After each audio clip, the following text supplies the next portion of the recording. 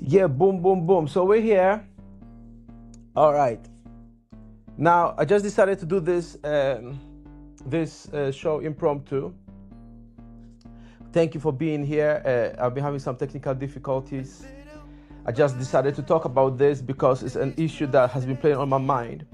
And today, I want you and I to talk about the untold pressure that founders go through. And my name is John Paul. I'm a founder, you could say, of WPCover.com, which is a service or development service, WooCommerce development service. I decided to focus on that, and we'll talk about that in a bit. Perhaps as well, as far as it relates to the topic. But I wanna just be open today. This is unscripted, so I don't know even what I'm going to say. All I know is that I want to talk with you about this topic, and I'm gonna tell you why. I'm gonna tell you why. So here's the deal. I was thinking about how whenever I do something that works out in my business, I can't really call anybody to tell them about it, right? So let's say I get a deal or get a bigger client, or we have a successful project with a client and it really, really does well. I don't really have anybody to call. And I also realized that when things go wrong, there is a lot of people that I could potentially call. Some might help, some might not. But it's a pattern I started noticing that when I'm doing good, certain people don't really call me much, or they don't really want to talk much with me, maybe a minute, a quick minute or two, when there's time for a call. But when I'm sounding down and depressed and unhappy, they would chat with me sometimes, for even an hour or two. So it got me thinking. And then the other thing I thought about was when you start out with a business idea, right? It doesn't matter how much money you've got. It doesn't matter how much success you've had in the past. A new idea is a new idea. People have this myth, which again contributes to the pressure, that the fact that you've been successful in the past automatically means your next project will be a success. And we all know that, yes, eventually many projects succeed, but people don't see the things that failed, things that didn't work in those projects. And often, really, all you've really got is the faith that you will make the business work, because all the feedback in the beginning might be negative. And I like to compare this to building a skyscraper, because when you start building a skyscraper, you first have to dig the foundation, right? And the foundation goes into the ground. So if somebody doesn't know what you're doing, they'll say, wait a minute. I thought you were going to build something that goes up to the sky, but you're rather digging a hole that goes away from the sky, right? You're digging a hole instead. Like, what are you doing? And it's the same with business. You have to build that foundation, and very often it's counterintuitive. So you're building something that is opposite of what people expect. And even if people are excited in the beginning, let's say it's been a year or two or even three, when you really believe in your idea and it's just not working right, many people give up and many founders give up. And I think the biggest pressure really is acceptance from the family and the people you love. Because once you step on that path to being an entrepreneur, to being a founder, and it doesn't matter whether you're starting a flower shop or a software as a service business or the next big, technological advancement for our society, once you step on that path, people look at you differently. Once you have an office or any semblance of a business, people stop looking at you as a regular person and they start attributing things to you that you may or may not have, but they don't have sympathy for you anymore. And often they don't have empathy for you anymore. They think you are just not one of them. And then to top that, if you have people relying on you, so you have clients, you have employees or freelancers that you work with, now you have even more pressure to perform because people are expecting you to essentially find a way for them to have a livelihood, right? I remember the days when I struggled to meet payroll on certain occasions, and how scary and painful that was to think that you may have to tell somebody, look, you and your kids are not gonna have money this month, or not at the time you expected, and it was horrible. I'm sure it was even more horrible for people on when they had to wait an extra day or even extra hour or two for their money, because that's what they expect. That's what their timing is. And it was very difficult whenever the payment was delayed. But it's the reality. I'm not even going to pretend that I've got it right all the time, because I've not got it right all the time, and I'm still working on getting it right. I don't think it ever stops. I don't think the entrepreneur's life ever changes as far as having to solve problems, because that is really your special skill. That is what you do. You solve problems. You go into the situation and you resolve it. And so it's difficult. It's difficult. It's difficult to live in a world where entrepreneurship is not really encouraged either. Um, on the surface, everybody says, yeah, it's great, to do that, build your financial freedom or whatever it is. But in reality, people expect you to just figure it out. And if you can't figure it out, then they abandon you, or they don't trust you, or they look at you different. You may lose some faith in yourself. You may be angry with yourself or disappointed with yourself. And all of that just adds to the pressure. And then the hardest part is, everyone knows if you just focus on a single job, right, at the time when you're building it up, or on an existing project, you would make more money. So whatever your salary ranges or could be, you give that up. Or maybe you could get a raise, but instead of working extra in your job to get a promotion, you're doing your thing outside of your regular job, perhaps taking money from your job to fund that project. And many entrepreneurs do that. That's how they fund their projects. And people don't understand it, because all they are looking at is how much money you could be making. And of course, we want to make a lot of money, but very often the reason why we want to make a lot of money is we want to have more money to do more projects, right? Yes, we want a nicer life for our families and our friends. We want to help people out, but ultimately we want capital to do more things, because it never stops, really, right? You are successful with a project, maybe you sell it, and then you take a break for a couple of months, and then you start thinking of something new, and then you go back into it. And even if you know people who are entrepreneurs like you are, or other founders, even if they want to talk to you, or they can't, because they also have to deal with their problems, right? Like, even if you want to help them, you can't afford, let's say, sometimes you can't afford a 2-hour conversation. Sometimes 3 minutes is all you've got. So you may want to support a friend or a colleague, but you can't. And sometimes the problems are so unique, so specific, that nobody really apart from you can solve them. And a lot of web developers, and I did a talk about the male loneliness situation we have, and that also contributes, because then people are so focused on their challenges that are specific to the problem they are solving, right?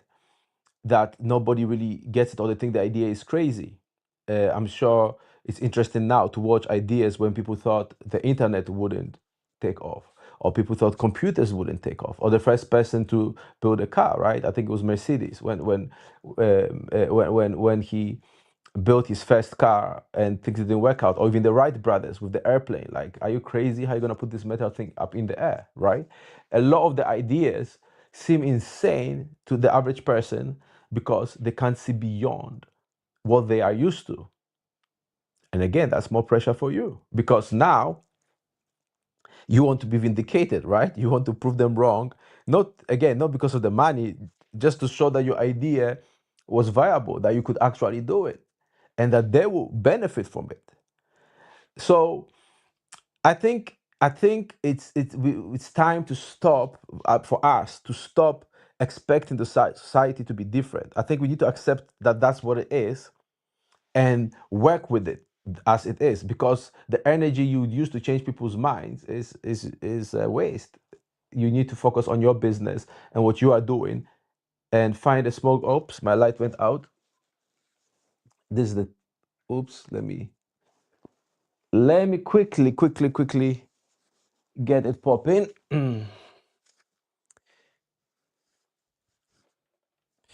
All right, so we're still here. I'm just getting some power for the light. I believe it will just take me a moment to get back, so don't go anywhere. Whilst you're waiting, like and subscribe so that we can keep working. Yay, the light is working now. It seems to be working. It seems to be working. Yeah. So, whew, this is not an easy thing to deal with. Like you see now, the light went out, right? The light went out, and that's what happens in business, in your enterprise, in the idea that you have founded. You may be working on something and everything just goes wrong, right? In the middle of things, and everybody's watching. Everybody's looking at you, and you have to quickly scramble, get it sorted and keep going. So, you know, it's a perfect example. So now, again, that's pressure. That's pressure, and nobody cares. I remember once watching a video by, I believe it was Eben Pagan. It was Eben Pagan, and he was saying, if you build a $10 million business, but you are making, but it's bringing in 8 million, so you're in the whole 2 million, like for the year or every year, whilst you're trying to get things going. To everybody else, you've got a $10 million business. They don't look at the fact that you're making a loss. If you have ever had to pay people more than you pay yourself in your business, then you know what that's like. Um, if you've had to deny your loved ones things that your employees have, just to keep things going, people don't see that. All they see is, oh, you're the big boss, you are the one heading this operation, and nobody accepts excuses from you. So it's a tough thing to deal with. It's a difficult thing to deal with. So I would like you to share in the comments what your experience has been. So let's look at what we can do, right? Let's look at how we can have a bit of a more comfortable situation, or more pleasurable experience. So as I said before, I think one of the first things to do is to stop expecting people in society to be different. They are not going to change. You have to accept that a lot of the things you're going to do, you're going to do them alone. So you're going to have to start enjoying your own company more, because that's just the reality, especially when you're building things from scratch. You are going to be alone, but alone does not mean lonely. You can learn how to have a good relationship with yourself, and perhaps you even get to a point where you would prefer to be alone, so you can work on your ideas. That's possible too. It happens to a lot of people. Conversely, you do need time to socialize. I think it's a mistake, or at least for me, it has been a mistake, to completely cut off all social life for a certain period of time just to work on my ideas. Now, looking back, I think I didn't have to do that. I could have spent a few hours every week just going out, having fun with friends, having friends with family, and away from work. I think I could have managed my time better, so that could have been possible. Of course, at the time, I wanted to just do everything I could and sacrifice. But some of these sacrifices, I don't think are worth it. I don't think they are. You may have to do them for a while, but you should work towards not doing them, because it's your life, and nobody knows, when your time is to go. And unless you really, really don't care about having a social life, then you should make space for that. You should live your life still. In the long run, you're not going to solve all the world's problems, and one day you will be forgotten. no matter how much you contribute to the society, or you just become an idea, you know, and that's the reality of it. So I don't think it's in our best interest as founders, as entrepreneurs, to just sacrifice our whole lives for other people. To be a martyr, I don't think is the way to go here. And also, when you take time out for yourself, that's when you can refresh your brain, you can regroup, you can get new ideas. It's like exercise. You need a break. And your brain needs a break, your body needs a break, your mind needs a break. So I think that helps to relieve the pressure.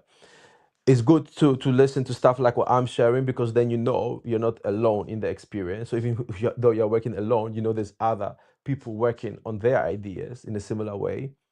So that helps. That helps a bit. If you do have somebody to talk to, that's great. If you do have a good partner to work with, which is difficult to find, you can have this conversation. On the flip side, really focusing on what you're doing tends to also cut off anything that you don't like. You just focus on what you want, and that's it. So sometimes you need that narrow mindedness, that tunnel vision. There are times for that too. And there are also people that you just need to stop talking to, or don't talk to them as much, when you know they will not appreciate you and what you are doing. It's just the reality of it. I think the utopian vision that people have of being an entrepreneur is part of what adds to the pressure, because it's expectations that can never be fulfilled. And there is basically no way to really have it all without some pain and some sacrifice. So, and then you were built to withstand the pressure. That's why you are the leader. That's why people look up to you, because you know how to deal with pressure. So those are the things that I can think of right now on the topic. This was just an impromptu idea that I decided to talk about. Thank you for watching. Share your comments, and I will be back soon with some other stuff. Subscribe for more. If you want me to help with a project, or you just want to talk about something, feel free to send me a message to get in touch. This is John Paul, and I'm out. All right, so this is my fancy outro thing. I need to get one. I need to record an outro. In the meantime,